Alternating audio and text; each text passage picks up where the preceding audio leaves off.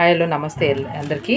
నేను ఈరోజు కుష్కా చేద్దామని అనుకుంటున్నాను, అందుకే చేశాను. చూడండి, ఒక బాండ్లీ పెట్టేసి నూనె వేడయ్యాక బిర్యానీ ఆకు మరియు చెక్క, ఏలక్కి, మత్తిరిగా గసాలు ఇవన్నీ కూడా ఇవన్నీ కూడా వేసి వేపాలన్నమాట. చూడండి, నూనెలో ఇలా గోలించాల. గోలించిన తర్వాత నూనె వేడైన తర్వాత వేసిన తర్వాత అది గోలియాలి బాగా, కొంతసేపు స్మెల్ వచ్చేలాగా. చూడండి, ఇలా వేపిన తర్వాత మనము ఆనియన్స్ వేసుకోవాలా. నేను ఒక పెద్ద ఆనియన్ తీసుకున్నానండి, కొంచెం ఆనియన్ చూడండి, పెద్ద ఆనియన్ కోసుకొని వేసుకున్నాను. ఈ ఆనియన్ మనకి రెడ్గా వచ్చేంత వరకు మనము వేపుకోవాలా.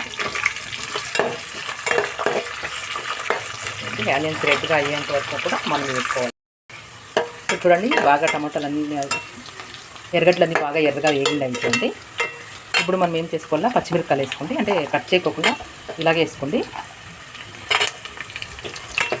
నేను చూడండి 7 మిరపకాయలు వేసినాను.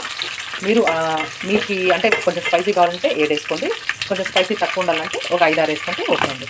అదైన తర్వాత మనం టమాటాలు వేసుకోవాలా. 3 టమాటాలు తీసుకున్నాను. 3 టమాటాలు తీసుకుంటే అది టేస్ట్ బాగా వస్తుందండి. నేను రెండు లోటలు బాస్మతి రైస్ తీసుకున్నాను. మీరు మీ సైజు కొంచెం పంచితే ఎక్కువ తీసుకోండి, అప్పుడే అది టేస్ట్ బాగా వస్తుంది. ఈ టమాటా బాగా ఇప్పుడు వేగాలండి, వేగేంత వరకు కొంచెం మెత్తపడేంత వరకు ఫ్రై చేయాలి బాగా. చూడండి, టమాటాలు కొంచెం మెత్తబడాయి. ఇప్పుడు మనం ఏం చేయాలంటే కొత్తిమీర, పుదీనా చిన్నగా ఇట్లా కట్ చేసుకొని పెట్టుకోవాలా, దాన్ని మిక్స్ చేసుకోవాలా. చిన్నగా కట్ చేసుకున్న కొత్తిమీర మరియు పుదీనాని మిక్స్ చేసుకొని మీరు తగినంత ఉప్పు వేసుకోండి, అప్పుడు బాగా బిరిగి ఉడికేస్తాయి. చూడండి, నేను 2 స్పూన్లు వేసుకున్నానండి. మీకు చూడండి, మీ అల్లతో మీకు ఎంత తగినంత మీ టేస్ట్ తెలిస్తే వద్దాను, తగినంత ఉప్పు వేసుకోండి. అట్లే మీరు జింజర్ గార్లిక్ పేస్ట్ కూడా వేసుకోండి. జింజర్ గార్లిక్ పేస్ట్ కూడా వేసుకొనేసి బాగా మిక్స్ చేయండి. ఒక 5 మినిట్స్ వదిలేస్తే అది బాగా వేగిన తర్వాత, బాగా వేగాలండి, టమాటా ఇంకొంచెం మెత్తబడేంత వరకు ఉడకాల. ఇప్పుడు చూడండి, మనం ఫస్ట్ ఇది బిర్యానీ మసాలా, కారం పొడి, పసుపు 3 వేసుకోవాలా. అది అయిన తర్వాత పెరుగు వేసుకోవాలా. Biryani curd 1 cup full curd. ఇప్పుడు దాన్ని బాగా కలుపుకోవాలా.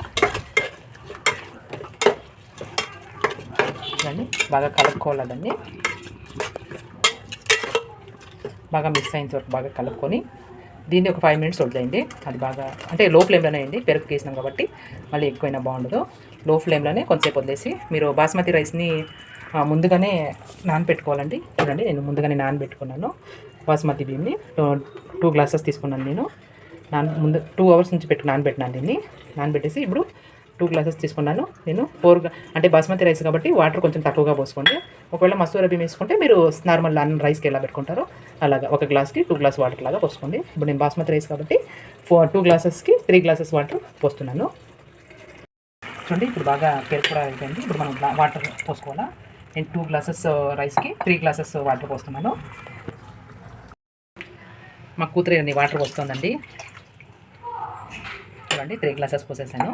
ఇది ఒక 5 మినిట్స్ బాగా ఉడికిన తర్వాత మనము బాస్మతి రైస్ వేసుకుందాం మళ్ళీ.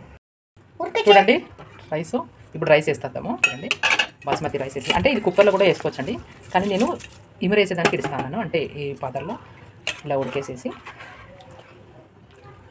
ఈ కుక్కర్లో అయితే 2 విజిల్ పెట్టుకుంటే సరిపోతుంది. బట్ నేను కుక్కర్కి వేయట్లేదు, ఇలాగే చేస్తే టేస్ట్ బాగుంటుంది అనేసి ఇలాగే వదిలేస్తున్నానండి. ఇట్లా చేస్తే బాగా టేస్ట్గానే ఉంటుంది. చూడండి, కలర్ఫుల్గా తయారైంది, తినడానికి వేడివేడిగా రెడీగా ఉంది. కుష్కా అనేది రెడీ అయిపోయింది. తర్వాత పెరుగుతో సర్వ్ చేసుకొని తింటే బ్రహ్మాండంగా అద్భుతంగా ఉంటుంది. చూసి ఎంజాయ్ చేస్తారు కదా. Please like, share and subscribe చేయండి. చూడండి, వేడిగా ఇలా చేయాలంటే మనం బాస్మతి రైస్తో కుష్కా ఎలా చేయాలనేదాన్ని మనము ముందు వీడియోలో చూద్దాము. చూడండి, ఇలాంటి టేస్టీ కుష్కాని తినేది సూపర్గా ఉంటుంది. పదండి, దీన్ని చేసేలాగా మన ప్రాసెస్ అనేది చూద్దాం.